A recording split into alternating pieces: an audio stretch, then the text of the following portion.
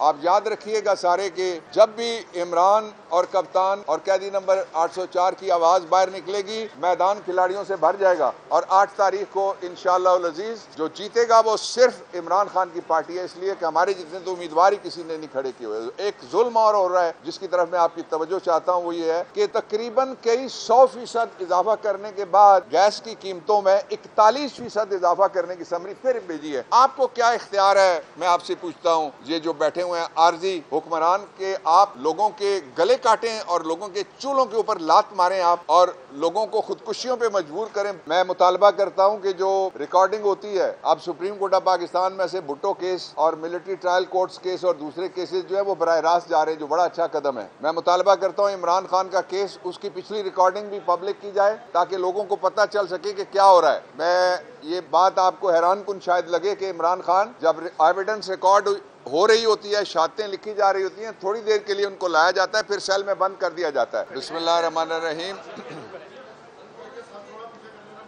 आज supreme court of Pakistan ने जो सहाफ़ियों के खिलाफ नोटिसेस वापस लिए हैं वो एक खुशाइंद कदम है और उससे ज़ाहिर होता है कि हमारी जो अदालतें हैं वो इज़हार राय की आबादी और फ्रीडम ऑफ एक्सप्रेशन दोनों उससे सेंसिटाइज्ड हैं।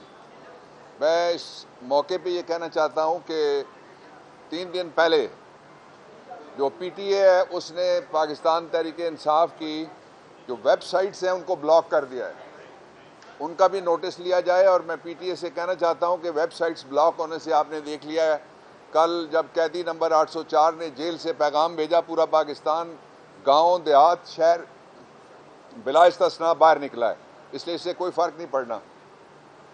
लेकिन जो इक़दामात बाकी FIA या PTA या पैमरा या कोई और इदारा है उसको ऐसे करने चाहिए कि लोगों की आज़ादी इज़हार मुतासर ना हो।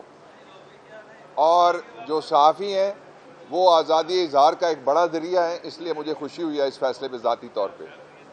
मैं 3 बातें आपके सामने रखना चाहता हूँ। पहला ये है कि इमरान खान के ख़िलाफ़ जो इस वक्त जेल के अंदर ट्रायल हो रहा है वो इंटरनेशनल ह्यूमन राइट्स डिक्लेरेशन की वायलेशन है, वो European union human rights declaration की वायलेशन है, अक़वाम मुत्तहिदा की वो जो हमने साइन किए हुए हैं डिक्लेरेशंस उनकी वायलेशन है, और सबसे बढ़ के पाकिस्तान के आइन के आर्टिकल 10A की भी वायलेशन है।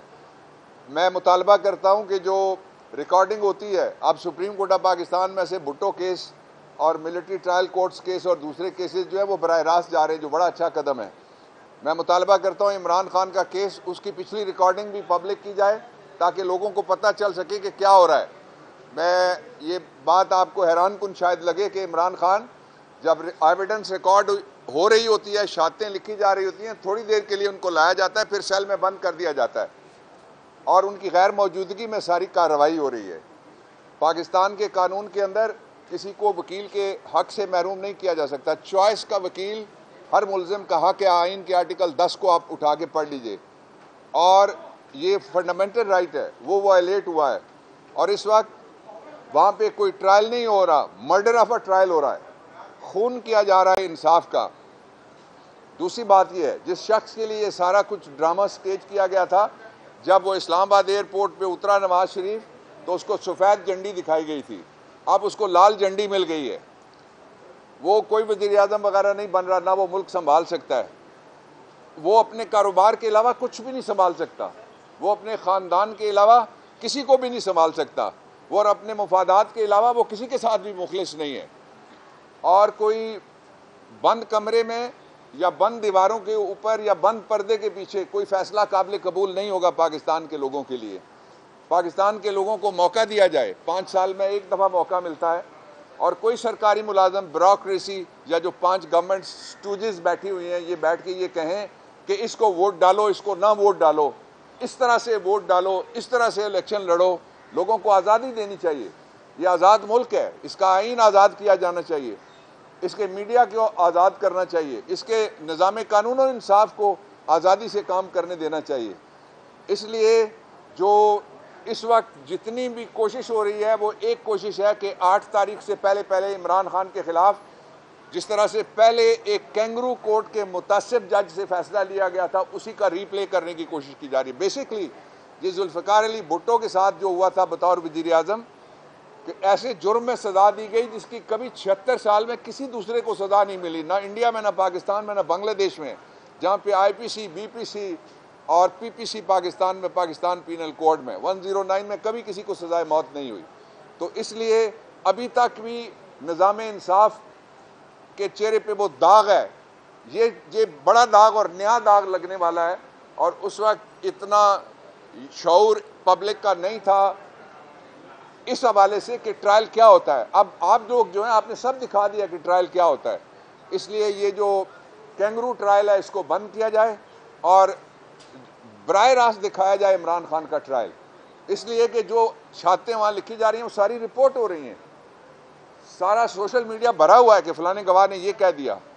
और उसमें कौन सा एटम बम का फार्मूला है जो बयान हो जाएगा तो लोग घरों में आलू गोश्त पकाने की बजाय और चने पकाने की बजाय एटम बम घर में बनाना शुरू कर देंगे। एक मजाक हो रहा है, एक बहुत सीरियस मजाक हो रहा है, संजीदा मजाक हो रहा है, जालिमाना मजाक हो रहा है, बेरहमाना मजाक हो रहा है जो ट्रायल है इमरान खान का।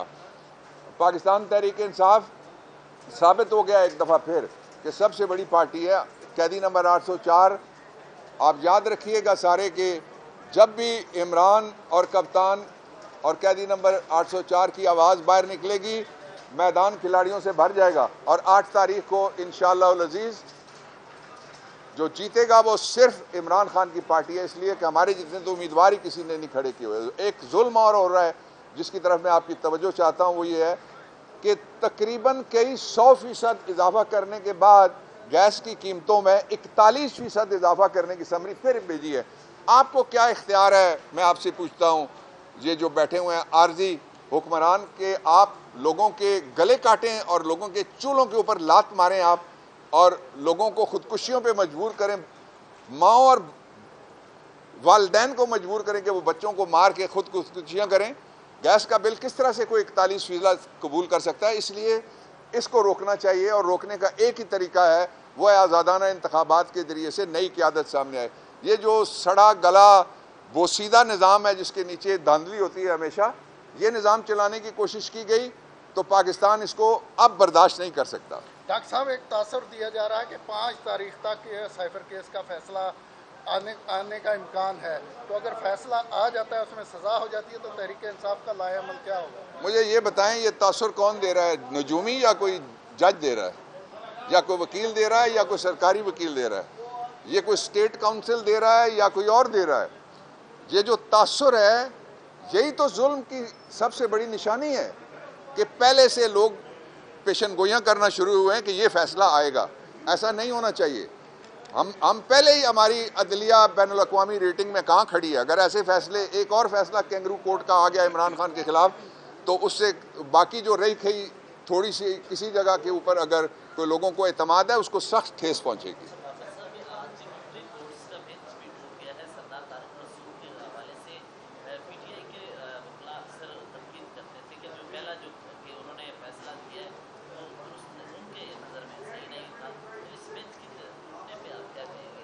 देखिए, जो पेंडिंग केसेस हैं उनके बारे में ये तो कहा जा सकता है कि वो फेयर तरीके से चलने चाहिए, उनकी जजेस के बारे में मैं कोई कमेंट नहीं करता।